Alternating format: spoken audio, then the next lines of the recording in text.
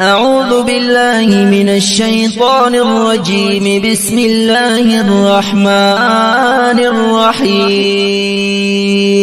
والشمس وضحاها والقمر إذا تلاها والنهار إذا جلاها والليل إذا يغشاها والسماء